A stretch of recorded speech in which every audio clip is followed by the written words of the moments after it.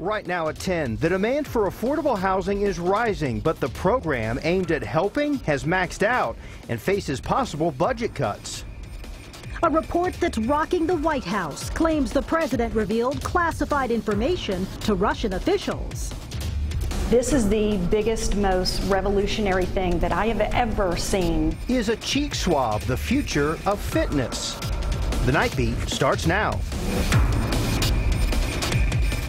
Walk the streets downtown or go out to eat and you'll hear it. Austin is expensive. And that's making it nearly impossible for programs like Section 8 housing or affordable housing to open up their doors to help new residents. The Nightbeat's Brandon Jones looked at the situation tonight. Brandon? Well, Queen and Mike, you know, tonight about 1,100 people are on a wait list for a housing choice voucher. Now, about 150 vouchers will go out this year. That's about 300 fewer than last year. And this wait list, well, it's been closed for about 2 years now because of a backlog. So the U.S. Department of Housing and Urban Development here, also known as HUD, teams up with cities like Austin to provide a federal government program for assisting low-income families in their efforts to afford housing in the private market. Now, in order to qualify, families have to be 50% below the median area income, which is a little under $40,000, and that is based on a family of 4. So the last time the Housing Authority actually opened up this waiting list was almost 3 years ago. That's October of 2014. So back then, the Housing Department took in 19,000 applications, but only processed 2,500. Of course, rising rent in Austin is making matters worse. President Trump also suggested cutting funding to the program by 13% or more than $6 billion. So earlier today, we spoke with Lisa Garcia. She's with the Housing Authority about when or if this problem will get better. It really depends on how many families we can house on any given year. And so I really see that we probably won't be opening the wait list in, at least a few years to come. So a 2012 audit by the Austin Tenants Council stated that only 6% of apartment units they surveyed would accept these vouchers. So again, if you are on this waiting list, the Housing Authority, they are really encouraging you tonight to check your status. And they told me tonight they're going to try to accommodate every family here in Austin. We're live here in Austin tonight. Brandon Jones, KVUE News, Nightbeat. Thank you, Brandon. As far as solutions, the City Council is working on it. Just last month, it approved a strategic housing plan that had over 50 suggestions to help Austin's housing crunch. Those include calls to revamp the city's permitting process and purchasing unused land to preserve it for affordable housing projects. But that permit process draft, called Code Next, it's still in the initial stages. City Council also approved Austin Oaks, a 1 million square foot development at Spicewood Springs and Mopac. 500 units will be built. At least 10% will be affordable housing, but that's only 50 units. And as we just told you, there's 1,100 people alone on the wait list, so progress is slow. The case against an Austin cop accused of faking his death could have some problems. When Officer Coleman Martin disappeared last month, it led to a statewide search. But come to find out, according to investigators, Martin faked his death and fled to Mexico. He was eventually located and charged with filing a false report. Some legal experts say since Martin did not actually make the report, the case could have issues. The law states the person has to knowingly make a report that will trigger a police response. The Travis County lawyer prosecuting the case says he'll decide soon what to do about it. Thousands of people gathered at the U.S. Capitol today to honor fallen police officers for their services. Among those recognized, Austin police officer Amir Abdul Khalik, who died after he was hit while escorting a funeral procession in September. The 5 Dallas officers who were shot and killed in an ambush were honored as well. President Trump was among today's speakers. He says America stands strong with our men and women in blue.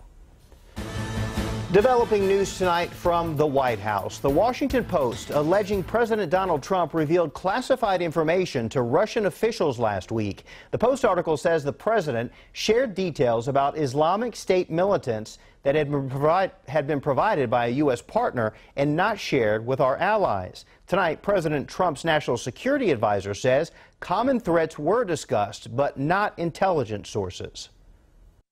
The story that came out tonight, as reported, is false. 2 other senior officials who were present, including the Secretary of State, remember the meeting the same way and have said so. I was in the room.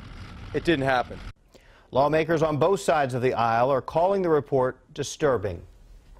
A respected Mexican journalist gunned down in broad daylight this afternoon. Javier Valdez was known for his work profiling crime and corruption in Sinaloa. He's just the latest member of the media to be targeted in Mexico this year. KVUE's Michael Perchik spoke with one of the journalist's friends and has more on this story. Los malos están en todos lados. Yo mismo en ocasiones me encuentro revisando y revisando quién viene detrás de mí, viendo los espejos retrovisores del vehículo, quién se estaciona junto a mí.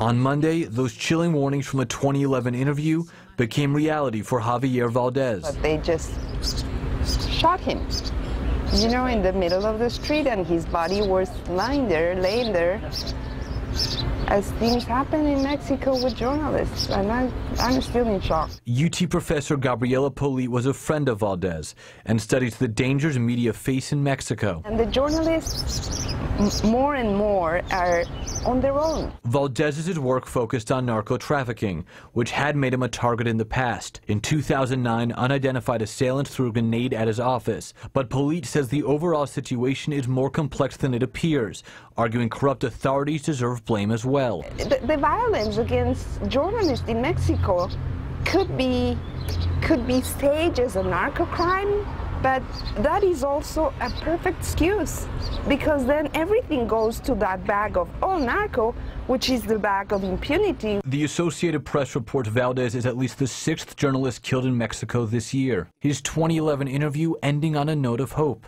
a stark contrast to Monday's attack. Quiero seguir viviendo, quiero seguir respirando. Morir sería dejar de escribir.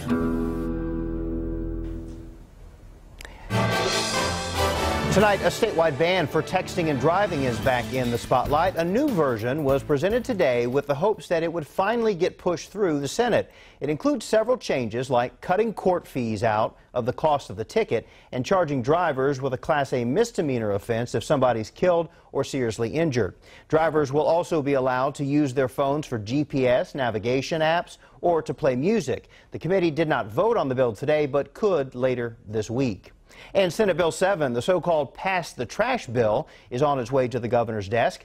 The Senate gave its final approval today. That bill aims to stop the practice of passing teachers who have inappropriate relationships with students from district to district.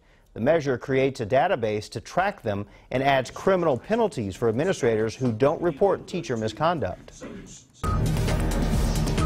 Pretty quiet evening with temperatures falling now into the upper 70s after highs once again in the 90s. Pretty mild evening. Here's a look at live Max Storm Doppler radar. Quiet scan on the radar side as we sit at 79 degrees in Austin, 81 degrees right now in Llano. This is our hour-by-hour dew point forecast measuring the amount of moisture in our atmosphere, and it's going to be humid all week long. There's a couple of triggers in our atmosphere. These little low-pressure systems will allow for the rain chances to start to build starting Wednesday morning, even a couple of thunderstorms for Thursday and as we head into the upcoming weekend. So an unsettled weather pattern on our doorstep. Much more on this and the rest of your forecast coming up.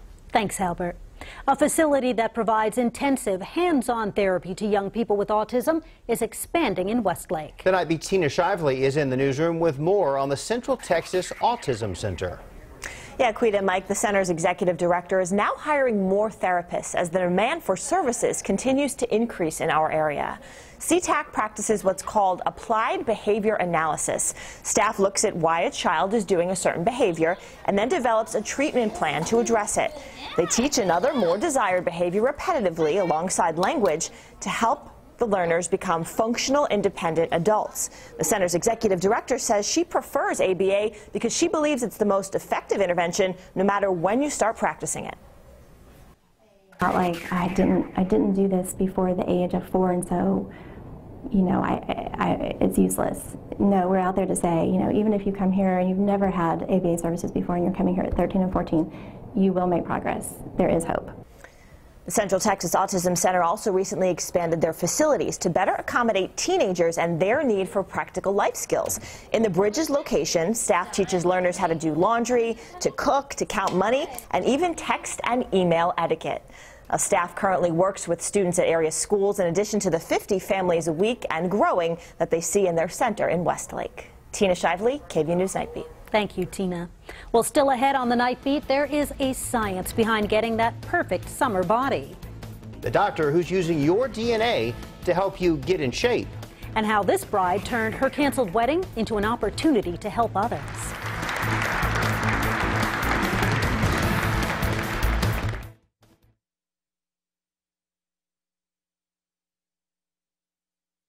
Nice to have a breeze out of the south this evening. Other than that, it's been warm and muggy. Upper 70s right now after having an afternoon in the 90s, above average for this day. Just as warm tomorrow, but we'll talk about those thunderstorm chances for later this week. Coming up.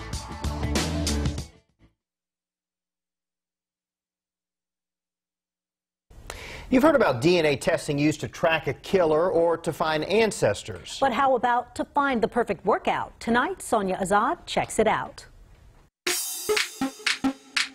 Most of us at some point have tried something to shed a few pounds. I always had this like 12 to 15 pounds that I could not get rid of. Experimenting with trendy exercise programs, fad diets. Never could lose the weight. As a matter of fact, I would gain muscle, which would push the fat out and actually make me look bigger. Turns out the answer is on the inside.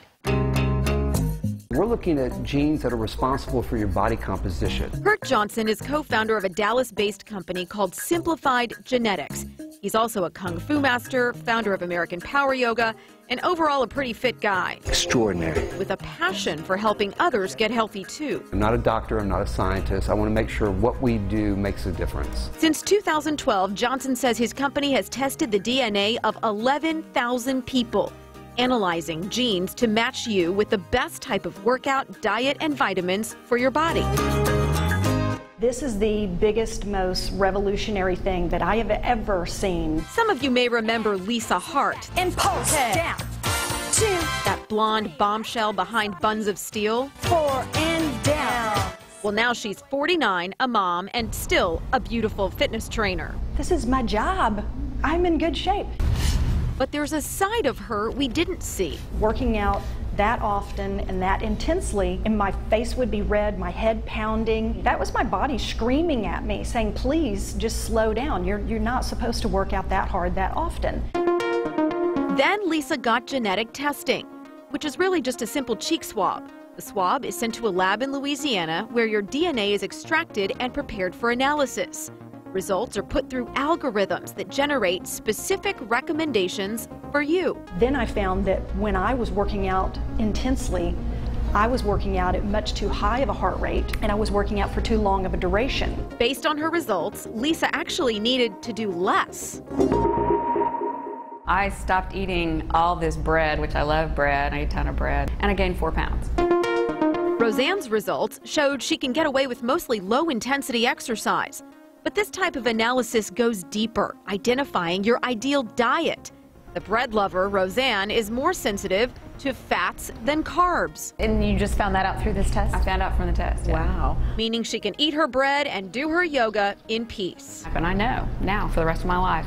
I know what I'm supposed to do. If I can get them pointed in the right direction, they'll have success. Comes with easy instructions. Since Kurt isn't a doctor, I'm the Chief Medical Officer for Methodist Dallas Medical Center. We sat down with one to ask for his take. This is the start of something, at the very least, very interesting. Dr. Leslie Clare told us this type of testing has been on the market for 10 years, but is still in its infancy.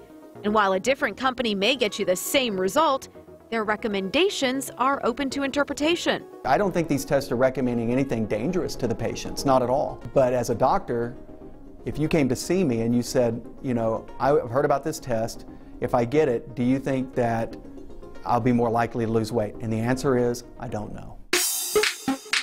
Fair enough, but losing weight isn't always the goal. I can still get a good workout. Remember Lisa, who scaled back on her workouts since getting her results? I feel so much better. Then there's Monica. I went from being a size 10 to being a size 6. She added fish to her vegetarian diet, still does high-intensity cardio half the week, but now incorporates low-key yoga and walking. It was life-changing to be able to actually get to my goal. But what works for Monica won't work for everyone. Makes sense if it boils down to DNA.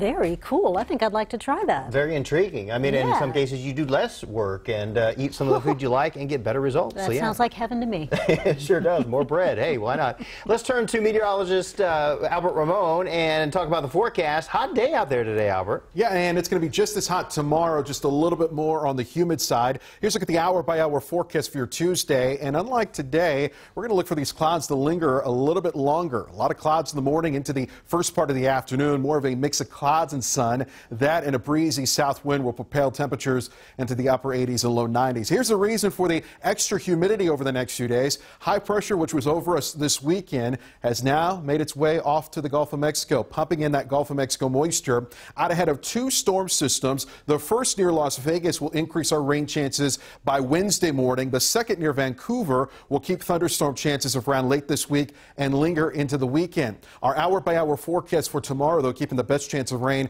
out in West Texas, breezy and 90 degrees. And then here's a look at Wednesday morning for rush hour. Some showers and storms possible. One or two could be on the strong side, but by Wednesday afternoon, the best chance of rain will be east of the interstate. Thursday, we'll up the rain chance to 40%, linger rain chances on Friday, and then bring the rain chances right back up as we head towards the weekend. So that's a bit of a look at our changing weather pattern that could add up to 1 to 1.5 inches of rainfall over the next 7 days. The best opportunity for measurable rainfall Thursday and then again this weekend. Mostly cloudy and 70 degrees for tonight, so a mild evening. Clouds in the morning, a little sun in the afternoon for Tuesday, a high at 90 degrees with a pretty stiff south wind at 10 to 20 miles per hour. Grass pollen elevated in the medium count. Mold, a big headache for a lot of you. That's in the high count for tomorrow. Your allergy forecast from the KVUE Storm Team found every day and the Statesman. Bruce Jackson sending in this photo from Marble Falls. You can see some cumulus clouds out in the distance, but in the foreground, those are cirrus clouds, upper level winds that can be strong at times. Allow for those channels, allow for those parallel lines in the cirrus clouds. Really neat shot. Love to see your photos. Snapshot at KVUE.com. 70 tonight, 90 tomorrow, and breezy. And then as we head towards Wednesday morning for rush hour, some showers and storms possible. Nothing all that strong, though. Scattered thunderstorms on Thursday will lower the rain chance a bit Friday. But opportunities for rain linger into the weekend with a front moving in. We'll have to keep an eye on those thunderstorms Saturday and into Sunday for being on the strong side, as this is the peak of severe weather season. So weather pattern about to change in a big way in the coming days. All right. Everyone keep your umbrella handy. Good idea, yes. Thanks Albert. Well, a woman's canceled wedding. And it turns into an even greater celebration. That's coming up next.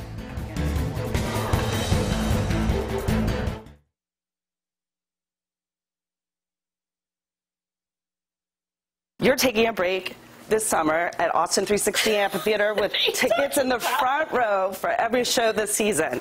Are you serious? I'm serious. Congratulations.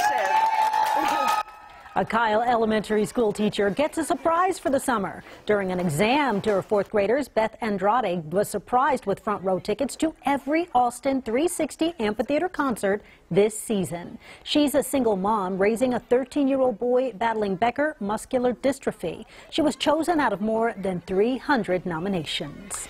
On the night she was supposed to say I do, a woman paid it forward instead. Jenna Yorkovic called off her wedding, but the venue and the caterer were non-refundable. As a hospital worker in Minneapolis, she wanted to give back to an organization that she's seen help sick kids. So she threw a party for more than 150 volunteers from the Ronald McDonald House. Try to find the love in the situation that you can give back to other people. Yorkovic says she's also going to continue with her non-refundable honeymoon. She's going to take her mom to the Dominican Republic. That's really sweet. Absolutely. And an organization that certainly deserves that party right there. They Definitely. do a lot of good work. We've got some scandals surrounding the Spurs game here. It's getting very spicy in the NBA playoffs. The Spurs thought the game one was in the bag until what they call a dirty play. And you want to know how we feel? That's how we feel. How do you get Pop even more upset? Give him 24 hours to think about it when KVUE returns.